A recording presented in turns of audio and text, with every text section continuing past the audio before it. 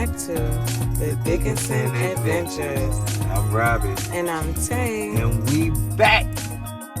Today we are in Kingstree, South Carolina with Mr. Julius. Yes, well, we're here in Kingstree, South Carolina.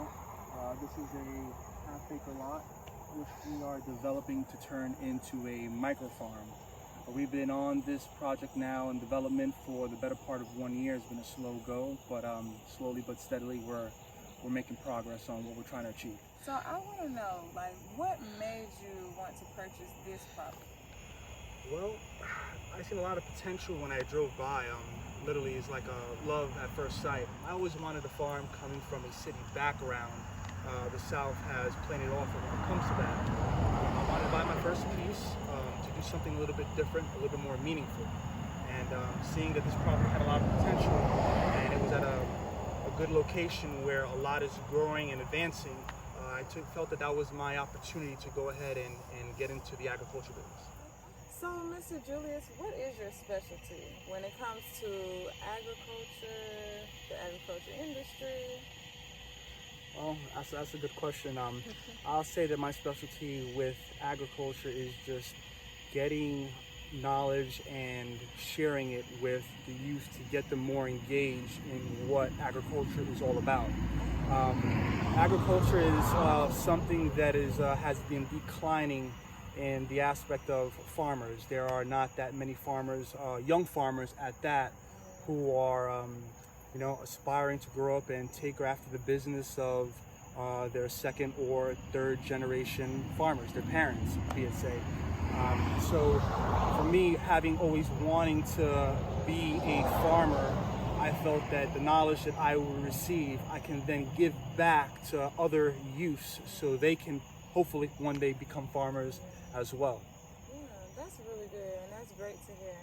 Another thing that we like to ask everybody to kind of help our audience out is, what are some of the challenges that you face out here on your property? Getting the rhythm right when it comes to watering and the seasons. I mean, we have hot climates.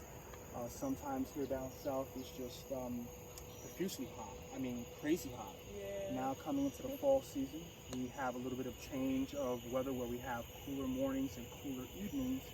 But midday, 10 o'clock, 11 o'clock prior to afternoon, sun's highest in the sky, and we have to make adjustments for the temperatures that we face for our crops to thrive. The last question that we have is, what has this journey taught you, or what message would you like to give the audience or anybody else who's interested in agriculture? Well, starting off with what this journey has brought me, definitely has brought me closer to God, closer to Source. I don't feel any, I feel much more closer to nature and to God when I'm in the field and I'm working, and I'm literally and figuratively reaping the fruits of my labor. This farming is very intensive. It's hard work, but it's honorable work. Being able to provide and give back is of our top priority, I'd say. So that is something that's near and dear to us, and yeah. Do you have any last messages you want to give to the subscribers? Just go for it, even if it's just getting a simple pot with some soil and a seed and just tending to it and giving it what's required so you can watch that seed turn into a sprout, and from that sprouting to turn into a mature plant. It has very great life lessons that you can learn from that as well, that I think that we can all learn from. And it's a very beautiful thing. It's definitely beautiful. All right, well, thank you so much for inviting us out here, sharing your property with us. We really appreciate it. And we thank you for the knowledge, and we hope that we can stay in connection and learn some more, partner some type of ways. Absolutely. But thank you, and we thank you all for watching Dickinson Adventures. Thank you.